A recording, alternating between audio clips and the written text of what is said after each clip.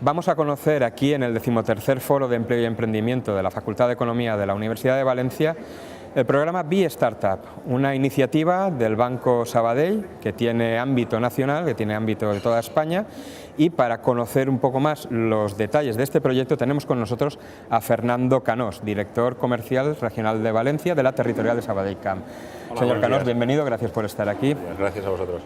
Explíquenos en qué consiste el programa Be Startup, ¿con qué objetivo ha sido lanzado?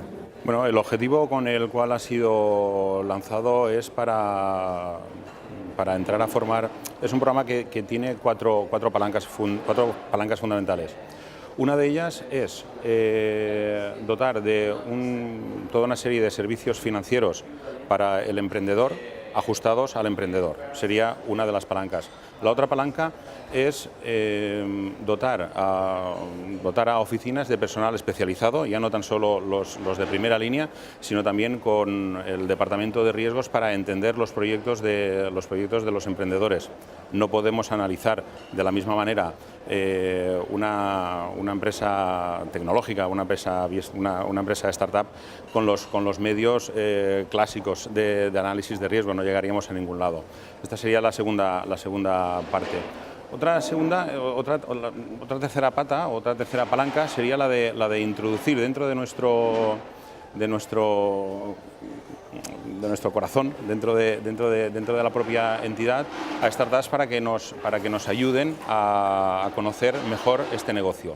Y la última, y que más renombre está teniendo últimamente en prensa es la palanca del Be Startup 10, que denominamos, que es el hecho de apoyar financieramente, mediante capital y mediante acompañamiento, a 10 empresas del ámbito, 10 emprendedoras del ámbito digital, para a cada una de ellas, las que son agraciadas, las que son seleccionadas,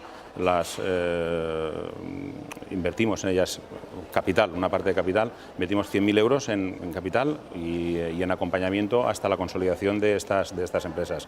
Recientemente hoy mismo me parece que salía en prensa, da la coincidencia que ha salido hoy, las 5 empresas que han sido agraciadas o han sido seleccionadas del primer turno de empresas, y en mayo saldrá otra vez, se abrirá el programa para la presentación de candidatos. ¿Qué requisitos deben reunir los proyectos candidatos a acceder a este programa Be Startup? Tiene